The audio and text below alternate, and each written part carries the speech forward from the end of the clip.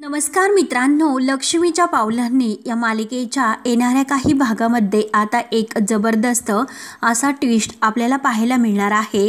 कारण आता जे काही अद्वैत आणि कला हे दोघं एकमेकांसाठी परफेक्ट नाही आणि एकमेकांना ते अगदी एकमेकांच्या आयुष्यामध्ये नकोय आणि ते दोघांसाठी अगदी कम्फर्टेबल नाहीत असं जे काही आता ह्या सरोजने त्या दोघांमध्ये म्हणजे अद्वैतच्या मनामध्ये कलाविषयी हे जे काही आता भरवलेलं असतं आणि आता मात्र सरोजचा ह्या काही नाटकाचा पर्दाफाश लवकरच होणार असतो। सरोजला असं वाटत असते की मी मात्र अद्वैतला सर्व काही अगदी व्यवस्थित सांगेल आणि मी सुद्धा डोळ्यासमोर येणार नाही आणि अद्वैत माझ्यावर पूर्ण विश्वास ठेवेल म्हणून ती आता प्लॅन करत असते। परंतु आता हे जे काही आता सरोजचं नाटक सुरू आहे तर ते कलासमोर आता लवकरच आलेले असते। कारण आता सरोजने कितीही या दोघांना एकमेकांच्या मध्ये वाद निर्माण करण्याचा प्रयत्न केलेला असतो। कारण अद्वैत प्रत्येक गोष्टीमध्ये आईला मान देतो आणि आई ही त्याच्यासाठी सर्वश्रेष्ठ आहे, परंतु तरीसुद्धा कला त्यांच्यामध्ये कधी येत नाही। परंतु जेव्हा आता अद्वैतने कलाला आता संगीताबरोबर बोलताना ऐकलं होतं म्हणून आता त्याच गोष्टीचा जो काही इश्यू आहे, इतके मोठे प्रॉब्लेम्स त्याने आता ह्या चांदेकरांच्या घरामध्ये तमाशा करून ठेवलेला असतो। कारण कला फक्त ही स्वतःचा विचार करते, या घरामध्ये राहते आणि माझ्या आईला नाव ठेवते, माझ्या आईबद्दल ती तिच्या आईला हे सर्व सांगते। तेव्हा आता अद्वैतचा एक आणखीन खूप मोठा गैरसमज ह्या सरोजने वाढून ठेवलेला असतो। तेव्हा आता आपलं नातं हे आपण एकमेकांसाठी योग्य नाहीत, आपल्यामध्ये कोणत्याही आता अशा सिमिलॅरिटी नाही, त्यामुळे काही झालं तरी हे नातं पुढे नेऊन काय उपयोग, आता असा अद्वैतच्या मनामध्ये ह्या सरोजने प्रश्न उभा केलेला असतो। कारण कला ही तुझ्यासाठी अरे योग्य नाही, कला जर तुझ्याबरोबर कायम अशीच राहिली तर मात्र त्या मुलीला तेच हवं आहे। तू एकदा विचार कर, अरे अद्वैत माझ्या बाबतीत जे काही घडलेलं आहे ते स्वतःच्या बाबतीत तू घडून देऊ नको। माझा संसार तर मी कसा एकटीने ओढत आणला, तीच वेळ अरे तुझ्यावर येऊ नये म्हणून तू आत्ताच सावध हो, तुझे डोळे उघड आणि ह्या मुलीपासून तू लवकरात लवकर डिव्होर्स घे। आता ह्या सरोजने त्याची पूर्ण तयारी करून ठेवलेली असते आणि आता सरोज ते पेपरसुद्धा घेऊन येते। परंतु मित्रांनो, आता सरोजचं अद्वैत कसं ऐकत नाही आणि सरोजला डावलून मात्र आता तो सरोजचा डाव उधळून लावतो आणि कला आणि त्याच्या नातेला एक संधी देऊन मात्र तो कलाबरोबर आपलं असणारं हे नातं कसं आता ह्या गुढीपाडव्याच्या मुहूर्तावर त्यांचं ते नातं कसं बहरतं आणि कलासुद्धा आता अद्वैतला समजून घेऊन अगदी त्याच्याबरोबर सुखी संसार करण्याचं स्वप्न आहे तर ते अद्वैतचं कसं पूर्ण करते। कला ही त्याची आता योग्य जोडीदार आहे आणि कलासाठी त्याच्यासाठी योग्य आहे हे अद्वैतला ती कसं दाखवून देते हे मात्र आपण ह्या व्हिडिओमध्ये बघणार आहोत। त्यासाठी मित्रांनो व्हिडिओ शेवटपर्यंत नक्की बघत राहा आणि जर तुम्ही आपल्या चॅनलला सबस्क्राईब केलेलं नसेल तर नक्की सबस्क्राईब करत राहा। तेव्हा मित्रांनो, कला आता एक चांगली मुलगी असते, परंतु सरोजला जबरदस्तीने तिला आता या घरातून बाहेर काढायचं असतं कारण ती आपल्या अद्वैतसाठी योग्य नाही म्हणून ती आता अद्वैत आणि कलाचं नातं तोडण्यासाठी कायम प्रयत्न करत असते आणि ती आता संगीताला सुद्धा दोषी मानून संगीताच्या सुद्धा चुका दाखवण्याचा प्रयत्न करत असते आणि यामुळे कलाला खूप त्रास होत असतो। तरीसुद्धा आता तो सर्व काही त्रास सहन करून ती आपलं कर्तव्य आहे सुनेचं ते कर्तव्य पार पाडत असते। आता अद्वैतने घरामध्ये इतका मोठा तमाशा केलेला असतो कारण कलाने आता आपल्या आईविरुद्ध संगीताला चुगल्या केल्यात, तिने असं करायला नको होतं। हा खूप मोठा गैरसमज मात्र जो झालेला आहे तो कला आता अद्वैतचा दूर करायचा ठरवते। कला म्हणते की अद्वैत अरे एकदा तू विचार कर, जेव्हा मी आता माझ्या आईला सांगत होते अरे मी त्या पद्धतीने सांगत नव्हते, माझ्यावर विश्वास ठेव। अरे आपल्यामध्ये सध्या जे सुरू आहे तर ते सुरू असल्यामुळे मात्र आबांना सुद्धा किती टेन्शन आले याचा विचार कर, अरे आजोबांना काय त्रास होतो या गोष्टीचा एकदा विचार कर। तेव्हा मात्र आता अद्वैत म्हणतो की अगं पण तू माझ्या आईच्या चुगल्या तुझ्या आईकडे करतेस, माझ्या आईला काय त्रास होत असेल, तुला काय माहिती की माझ्या आईला काय त्रास होत असेल, तू फक्त स्वतःचा आणि स्वतःचाच विचार करते। तेव्हा कला म्हणते की हे बघ अद्वैत, मी कधीही स्वतःचा विचार केलेला नाही, मला जेव्हापासून लग्न होऊन या घरामध्ये आले तेव्हापासून मी या घराचा विचार करते, अद्वैत तुझा विचार करते। परंतु जे काही तू ठरवतो ते केवळ तुझ्या वागण्यामध्ये आता गेल्या काही दिवसापासून जो बदल होतोय, कारण या अगोदरसुद्धा आपण लग्न होऊन या घरामध्ये आलो तेव्हा तर तू असा वागत नव्हता, परंतु आता मात्र तुझ्यामध्ये खूप असा बदल झालेला आहे. पण हे जे काही वागतो ना ते तू तुझ्या मर्जीने नाही वागत. त्यामुळे तू एकदा मनाप्रमाणे वागून बघ, एकदा आपल्या नात्याबद्दल विचार कर आणि मग ठरव तुला काय करायचे आहे. दुसऱ्याच्या सांगण्यावरून तू हे नातं तोडू नकोस. आणि हे बघ, आई आणि मुलाच्या नात्यामध्ये मी आत्तापर्यंत कधीही आडवी आलेली नाही आणि यापुढे सुद्धा येणार नाही. आई आणि एका मुलाचं नातं काय असतं याचं प्रेम मी अनुभवलेलं आहे आणि मी माझ्या आईला जे काही सांगते ते अगदी खरंच तुझा गैरसमज झालेला आहे. अरे तू तर माझ्या आईला ओळखतोस, ती कधीही असं वाईट मला शिकवत नाही आणि मी सुद्धा तिला कधीही आता या घरातील वाईट सांगत नाही. त्यानंतर मात्र आता काजल ही इकडे आलेली असते. तर आता काजल ही आता जेव्हा सर्व काही कलाला सांगते आणि कलाला सांगितल्यानंतर आईला खूप टेन्शन आले. आता जेव्हा ती कलाला हे सर्व सांगून जायला निघते आणि तेव्हा बाहेर अद्वैत असतो, तेव्हा आता काजल ही अद्वैत बरोबर सुद्धा बोलण्याचं ठरवते. अद्वैतला म्हणत असते की हे बघा दाजी, मी जे काही सांगते त्यावर विश्वास ठेवा आणि हे बघा आईला आणि कला ताईला जे काही तुम्ही समजतात तसं काही नाही, कारण तुम्ही खूप मोठा असा कलाताईबद्दल गैरसमज करून घेतलेला आहे आणि तिकडे आईला खूप त्रास होतोय, कारण आई या सर्वाला तीच जबाबदार आहे आणि तिनेच कलाला तुमच्याबरोबर जबरदस्तीने लग्न करण्यासाठी भाग पाडले होते. आईला या गोष्टीचा खूप त्रास होतोय, परंतु एकदा तुम्ही प्लीज कलाताईला समजून घ्या आणि एकदा तुमच्या नात्याला पुन्हा तुम्ही एक नवीन चान्स द्या. जे काही आताही तुमच्यामध्ये होते त्याचा आईला खूप त्रास होतोय. आणि तेवढ्यात आता जिकडे इकडे संगीता ही आपल्या विहिरीमध्ये जीव द्यायला निघालेली असते, कारण तिला असं वाटत असतं की माझ्या कलाला जो काही त्रास होतो तो केवळ माझ्यामुळे होतो आणि या सर्वाला मीच जबाबदार आहे.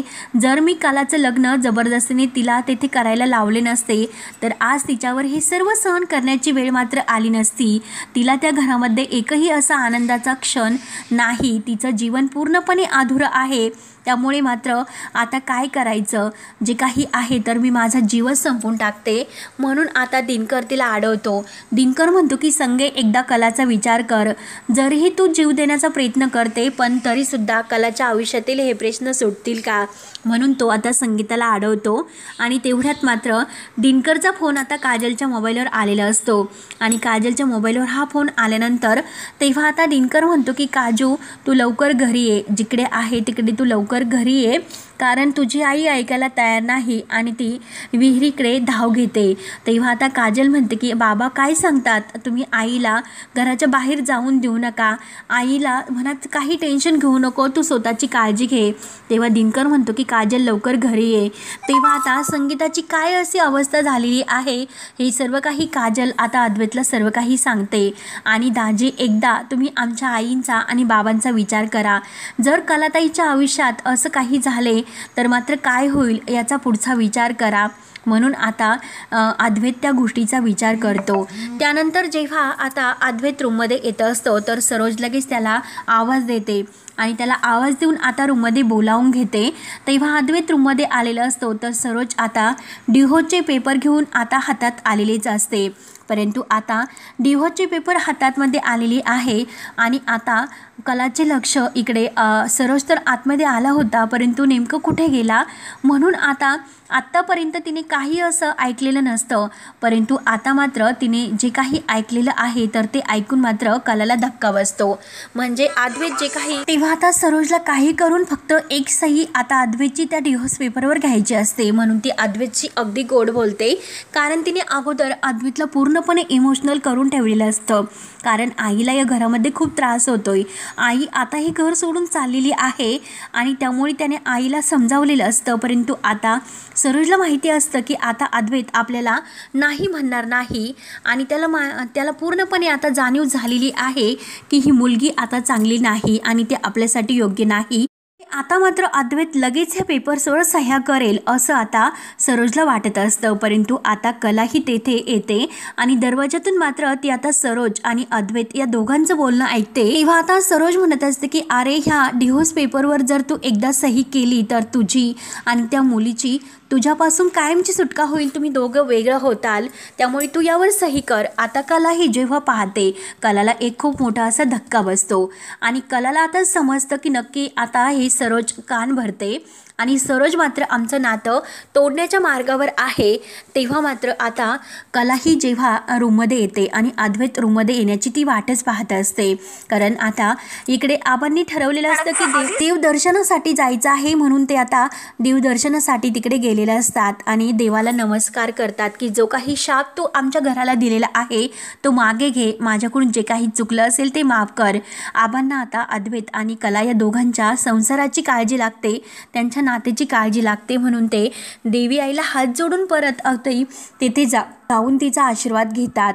तेव्हा आता इकडे कलाही रूममध्ये आल्यानंतर अद्वैतवर भयंकर चिडते, कारण आत्तापर्यंत ती अद्वैतचा विचार करत असते की अद्वैत जे काही करतो ते स्वतः करत असेल, परंतु आज मात्र कलाने ओळखलेलं असतं की आता सरोजने हे सर्व केलेलं आहे. त्यामुळे तिने आता रंगपंचमीच्या दिवशी सुद्धा सरोजला चॅलेंज दिलेलं आहे, यापुढे मी अद्वैत आणि माझ्या जी काही प्रेमाची आणि संसाराची जी काही रंगपंचमी आहे तर ती कशी रंगवते ते तुम्ही बघतच राहा, कोणीही ते आता मोडू शकत नाही. तेव्हा आता अद्वैत आतमध्ये येतो.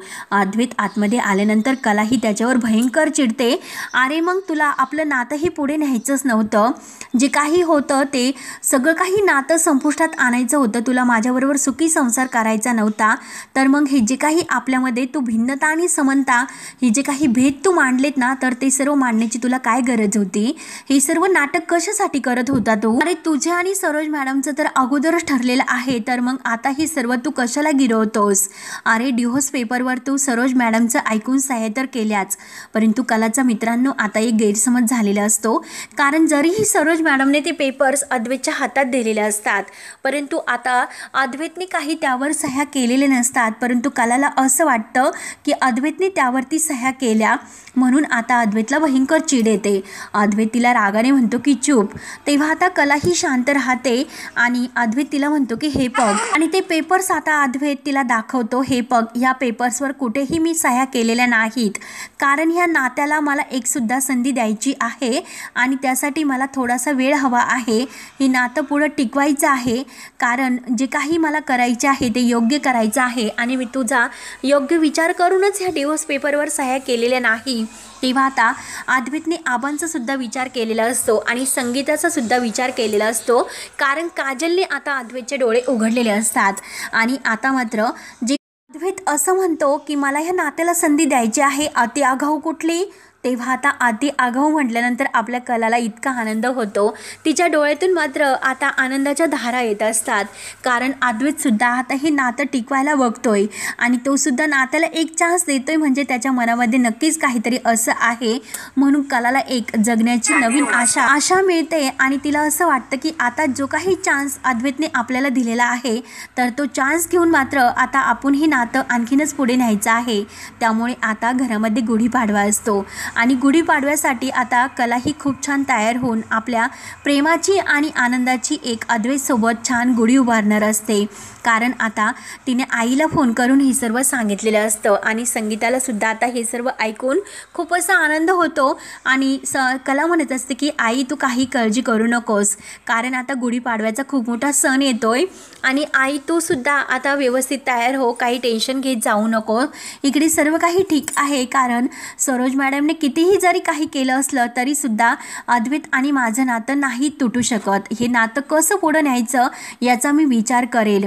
त्यामुळे जे काही आहे तर ते आई सगळं काही आता खोटं आहे आणि हे बघ आई आता सण असल्यामुळे मला घरामध्ये खूप छान तयारी करायची आहे आणि आबासुद्धा आता देवदर्शनावरून घरी येतात, त्यामुळे मला सर्व काही तयारी करावी लागेल, म्हणून कला इतकी छान तयार होते, अगदी दारासमोर रांगोळी काढते आणि आता ती अद्वैतला सुद्धा अगदी गुढीपाडव्याच्या शुभेच्छा देते. अद्वैतसुद्धा आता इथून पुढे कलाबरोबर अगदी आनंदी राहण्याचा तो ठरवतो, कारण यामध्ये आता आपल्याला हे नातं टिकवायचं आहे आणि कला आपल्यासाठी योग्य आहे हे तर कला त्याला दाखवून देणारच असते, परंतु कला या घरासाठी या घरातील प्रत्येकासाठी काय काय करते हे अद्वैत आता प्रत्यक्ष डोळ्यांनी बघत असतो.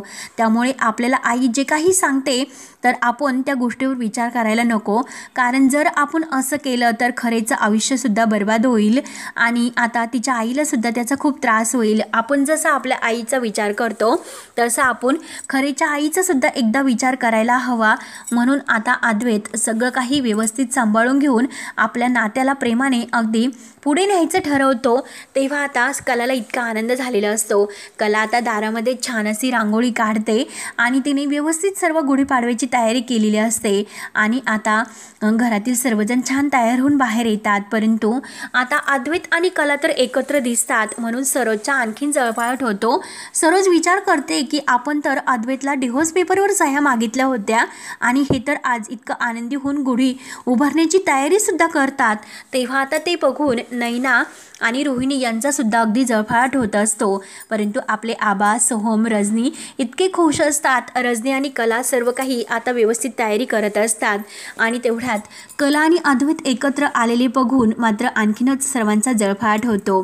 तेव्हा आता सरोजला मात्र अद्वैतचा राग येतो, कारण आपण इतकं करूनसुद्धा अद्वैत शेवटी त्या मुलीबरोबर राहायला तयार झाले की काय याची मात्र तिला आणखीनच टेन्शन येते. तेव्हा आता आणखीन काय करावं लागेल म्हणजे ही मुलगी ह्या मुलापासून वेगळी जाईल. परंतु आता सरोजने जे काही केलेले आहे तर त्याचं उत्तर मात्र कला तिला छान प्रकारे देते आणि सरोज मॅडमला म्हणते की हे बघा, तुम्हाला आज गुढी पाडव्याच्या खूप खूप शुभेच्छा. परंतु तुम्ही अद्वैत आणि मला कितीही वेगळं करण्याचा सरोज मॅडम प्रयत्न करा, परंतु आम्ही वेगळं नाही होऊ शकत. कारण एका आई आणि मुलाचं नातं जसं आहे तर ते नातं मी नाही तोडू शकत. कारण तुम्ही कितीही अद्वैतच्या मनामध्ये माझ्याविषयी काही असं वाईट साईट भरवण्याचा प्रयत्न जरी केला तर अद्वैतने फक्त त्याच्या मनाचा विचार केलेला आहे. त्यामुळे आता आमचं नातं नाही तुटू शकत आणि आमचं नातं जरीही तुम्ही कितीही तोडण्याचा प्रयत्न केला तरीसुद्धा अद्वैत तुमचं काही ऐकणार नाही. कारण अद्वैतला काय योग्य आणि काय योग्य नाही हे जे काही कळतं. आणि सरोज मॅडम हे बघा, तुम्ही सुद्धा तुमच्या नात्याला एक संधी द्यायला हवी होती, प्रदीप सरांना समजून घ्यायला होतं, परंतु तुम्ही तसं केलं नाही. आणि तुमचा जो काही इगो ॲटिट्यूडपणा आहे त्यामुळे तुमचं नातं हे तुटलं गेलं म्हणजे तुटलेलं नाही, परंतु प्रदीप सर तुमच्यापासून लांब गेलेत आणि तेच तुम्ही तुमच्या मुलाच्या आयुष्यात करण्याचा प्रयत्न करताय. जे काही तुम्ही करतात ते चुकीचं करतात. आता हे ऐकल्यानंतर मात्र सरोजचा आणखीनच जळफळाट होतो. तू मात्र मला शिकवणारी कोण आहे, या घरामध्ये राहते म्हणून तुम्हाला प्रत्येक गोष्ट शिकवणार आहे का. म्हणून आता सरोज ही कलावर चिडलेली असते. परंतु कला अगदी म्हणजे समजून सांगते की सरोज मॅडम, यापुढे अद्वैत आणि माझ्यामध्ये काही ढवळाढवळ करायचा तुम्हाला जागा नाही. जे काही करायचं असेल ते अगदी प्रेमाने करा. अहो, आबांचा विचार करा, आबांना काय त्रास होत असेल, या घराचा विचार करा. हे नातं जर तुटलं तर मात्र पुढे काय होईल, पुढे तुम्हाला लोक काय नाव ठेवतील, प्रत्येक गोष्टीचा विचार करा. म्हणून आता कला खूप छान प्रकारे आता सरोजला समजावते. परंतु सरोजला आणखीनच राग येतो आणि आता आबा म्हणतात की चला अद्वैता आणि कला पुढे घ्या आणि आता गुढीची पूजा वगैरे करून घ्या. तेव्हा आता गुढीच्या पूजेचा प्रत्येक घरात सण असतात, त्या प्रत्येक पूजेचा मान ह्या कलाला मिळतो. म्हणून नैनाचा आता जळफळाट होत असतो आणि कला हीच या घरातील मोठी सून आहे. प्रत्येक गोष्टीचा मान तिलाच का, म्हणून नैना लगेच आता आबांना बोलते. आबा म्हणतात की हे बघ नैना, अगं कला या घरातील मोठी सून आहे आणि लक्ष्मीच्या पावलांनी ती या घरात आलेली आहे आणि घरात ती मोठी असल्यामुळे तिला अद्वैतला आणि तिलाच हो मान असेल. आणि नैना, ती तर तुझी बहीण आहे तरीसुद्धा ती तिच्यावर का असं जळतेस बरं. तेव्हा आता नैनाचा आणखीनच जळफळाट होते. नैना आता तोऱ्यातच रागातच आता कलाकडे पाहत असते आणि आता ती राहुलला म्हणते की आपण या दोघांना कितीही वेगळं करण्याचा प्रयत्न करतोय, परंतु होते मात्र काही उलटेच. आणि आज मात्र हे दोघे गुढीपाडव्याच्या क्षणाला तर वेगळं होणार होत्या, सरोज मॅडम आपल्याला सांगत होत्या, परंतु आज मात्र हे तर आनंदाने गुढी उभारायला तयार झालेत आणि पूजासुद्धा त्यांच्या हातानेच केले. आणि कलाने मात्र छान अशी पुरणपोळी बनवलेली असते आणि पुरणपोळीचं नैवेद्य आता रजनी आणि त्या गुढीला दाखवतात. कलाचं जे काही आहे या घरामधील वास्तव्य आहेत, कला ज्या घरामध्ये राहते व्यवस्थित सर्व काही पार पडते. आता मात्र संगीताला सुद्धा आता आपली कला तिकडे सुखात आहे आणि अद्वैत रावांनी आपल्या कलाला पुन्हा एकदा नवीन संसाराचा चान्स दिलेला आहे. नक्की आपली कला त्यामध्ये यशस्वी होईल आणि अद्वैत आणि कला आता दोघेही अगदी आनंदाने एकत्र येतीलच. कला नक्की सर्व काही समजून घेईलच. म्हणून तिकडे संगीतासुद्धा अगदी छान, अगदी खुश होते आणि तिच्या त्यामागं जे काही टेन्शन आहे ते सर्व टेन्शन तिचे दूर झालेले असते. परंतु काजलला आता सोहमची सारखी आठवण येत असते आणि सोहमला सुद्धा आता काजलची आठवण येत असते. कारण आपण जे काही करतो ते चुकीचं करतोय, कारण आपल्याकडून चूक होते आणि जे काही आपण भांगेच्या नशेमध्ये त्या दिवशी बोललो तर खरंच त्यामुळे काजल दुखावली गेली असेल. काजलने आपल्याला स्पष्ट शब्दात सांगितले, परंतु त्यामागे सुद्धा तिच्या मनात जे काही आहे ते स्पष्ट तिच्या चेहऱ्यावर दिसून येते. नक्की काजल ही दुःखात आहे म्हणून सोहमला आता वाईट वाटत असतं. त्यानंतर मात्र आता कलाने आणि अद्वैतने गुढी उभारलेली असते आणि गुढी उभारून मात्र सर्वजण एकत्र पुन्हा पुरणपोळ्या जे काही कलाने बनवलेल्या आहेत सर्वजण आता खायला बसतात. आणि आता सरोजचा मात्र जळफाट होत असतो की आपण इतके प्रयत्न केले सुद्धा तरीसुद्धा अद्वैत ह्या मुलीपासून काही वेगळा व्हायला तयार नाही. त्यामुळे आता आणखीन काहीतरी असा प्लॅन करावा लागेल आणि ह्या मुलीला मात्र अद्वैतच्या आयुष्यातून कायमचं काढावं लागेल. परंतु आता अद्वैतने नात्याला एक संधी दिली म्हणून तो कलाबरोबर अगदी खुश राहून सर्व काही आता घरातील सण विधी आहे ते सर्व व्यवस्थित पार पाडत असतो. आणि आता तो कलाशी न भांडता सर्व काही प्रत्येक गोष्ट कलाला समजून देत असतो आणि कलासुद्धा आता त्याची प्रत्येक गोष्ट समजून घेऊन आता अद्वैतबरोबर आणखीनच ती जुळून घेते. कारण तिला असं माहिती झालेलं असतं की अद्वैत कितीही त्याला कोणीही काही सांगितले पण तरीसुद्धा तो मनाचा विचार करतो. त्याने आता हे नातं सरोज मॅडमने त्याला डिव्होर्स पेपरवर जरी सह्या घेतल्या तरीसुद्धा त्याने स्वतःचा विचार केला, माझा विचार केला, म्हणजे नक्की आपल्याविषयी त्याच्या मनात काहीतरी आहे आणि आपण मात्र आता त्याला आणखीनच समजून घ्यायला हवं. म्हणून आता कला ही अगदी त्याला शांतपणे सर्व काही व्यवस्थित समजावून सांगते आणि आता तिचासुद्धा अद्वैतबद्दल जो काही गैरसमज झालेला आहे तो दूर होतात आणि गुढीपाडव्याच्या मुहूर्तावर मात्र अगदी प्रेमाची आणि आपल्या नात्याची जी काही प्रेमाची गुढी आहे कला आणि अद्वैत एकत्र उभारतात. तेव्हा मित्रांनो आता पुढे काय काय होतं हे बघण्यासाठी आपल्या चॅनलला नक्की सबस्क्राईब करत राहा आणि आपले लक्ष्मीच्या पावलांचे जे काही नवीन अपडेट्स आहे तर ते पाहण्यासाठी काही व्हायला विसरू नका. तेव्हा आता मित्रांनो